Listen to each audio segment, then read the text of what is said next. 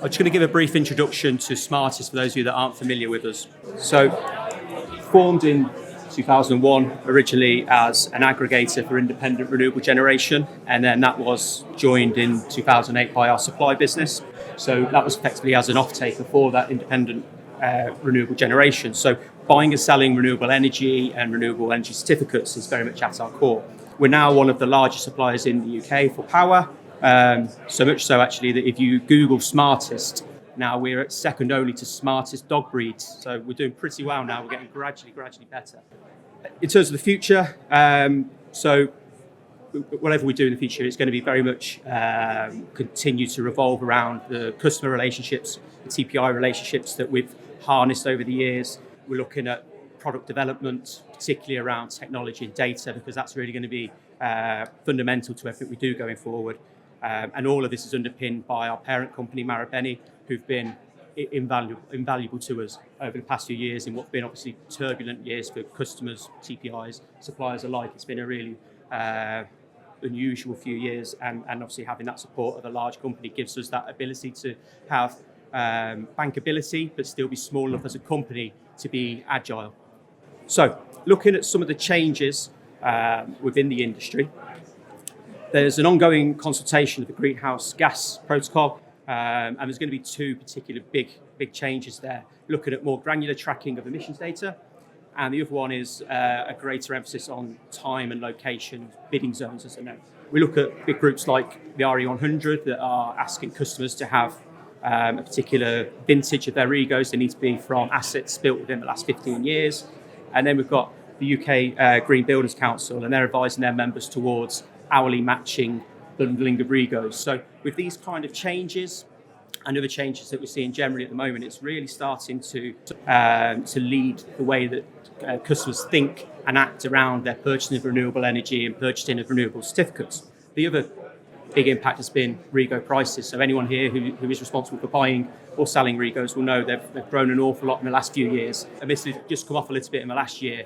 But like anything, the more you're forced to spend on something, understandably, customers are starting to think more about the value of those REGOs. Are they getting what they want out of it? What is the role of a REGO in its relationship in relation to the energy that they use?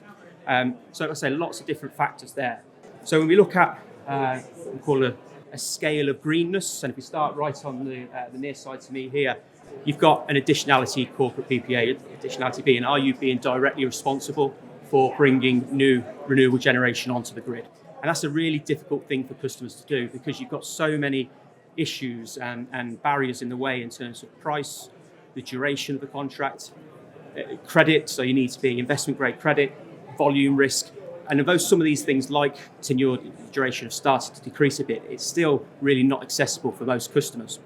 And then when you start over at the other side, you've got sort of standard conventional supply grid mix that a lot of customers are on. And if you don't want to be on that, or you want or need, for whatever reason, something more, then you're looking at sort of typical REGO contracts, and it's something where you've got a REGO-backed renewable contract that gives you the scope 2 zero emissions. But there's a huge chasm between those two things of having a renewable supply contract where there's very little interaction between the energy you use and the REGOs that are attributed to you, and these corporate PPAs, which are really difficult to get to. And that is where we are looking to try and fill that hole a little bit, really. And we've come up with a product which allows customers to meet their requirements in terms of reporting, current and the way things are going, the future reporting requirements, but also allowing customers much more of an ability to close that gap between the generation and supply. So what that looks like in reality is this traceable supply product. And it's, let's say, the big thing there is still giving customers everything they need to comply with reporting standards and also give them something a bit more tangible in their relationship. So what we'll talk about here is you've got an hourly matching of REGOs to the customer's consumption, ring-fenced bundled REGOs, so again, buying the energy and the REGOs together rather than the way that they often are, where they can be taken apart. And it meets the potential new carbon reporting requirements, as mentioned.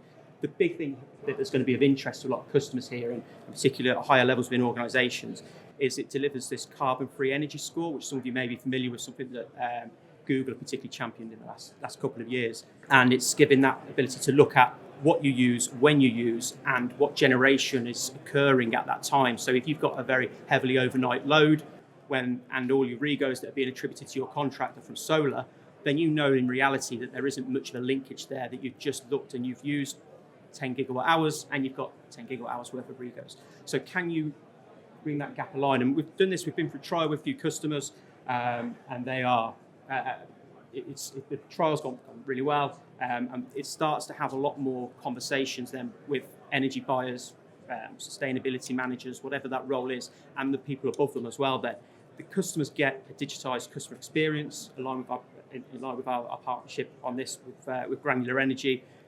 You move into this continuous process rather than an annual reporting requirement. And we've done this with some customers. Customers are generally finding a carbon-free energy score of around 60 or 70%, and it gives people something to aim at. So can they start to reduce their usage outside of times when the generation is occurring? And potentially, could we start to see different regos for different time periods attract different pricing? In reality, there is going to be a cost associated to it. People are paying for regos at the moment, but I think most customers that want to make a difference in this area understand that you need to spend money to do that. It wasn't that long ago, for the older faces I can see around here, that you could buy renewable energy for cheaper than you could buy conventional energy. If you want to be responsible for making something change, then you have to do something there as a customer, and hopefully we can start to help people to do that.